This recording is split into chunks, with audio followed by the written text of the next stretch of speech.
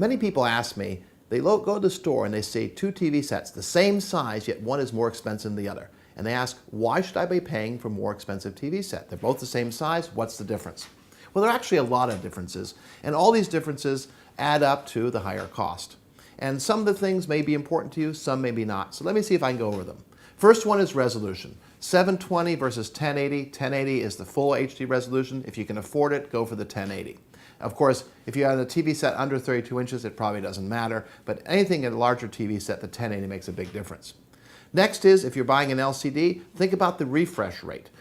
60 is the standard, 120 is better. The higher refresh rate means that as motion goes across the screen, there's less blur, higher number is better. Black levels. Now this is a big one.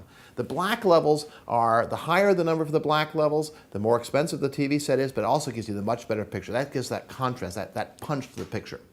Style, that's a biggie. That's a personal preference. Some of the sets now are very, very thin. You might want to have a very thin set, and you're going to pay a little bit more for that.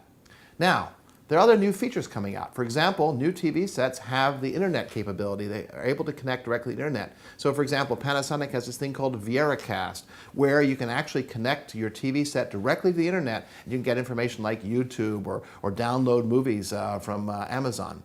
That's a wonderful feature, but of course there's a little bit extra money for that. So if you're looking at features, you might want to have the VieraCast thing. Also, the Panasonic sets have this card slot in the front where you can put an SD card in and automatically look at your pictures or your videos that might be on that card. And so look carefully to make sure the set will do AVC HD playback. That will give you the full motion video.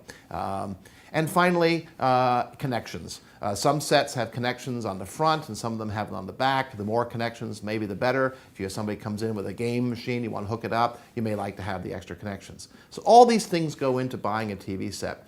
And it's really a personal preference. But if I had to choose right now, absolutely go for the resolution. If you're above 32 inches, really try to go for the 1080. Go for the highest contrast ratio. And think carefully about these new features. The VieraCast on Panasonic, for example, really is going to open up a whole new world of watching television. You might want to consider that. Hopefully this was helpful. Go to livinginhd.com, look at the Answerman for more videos, and I'd be happy to answer any other questions you may have.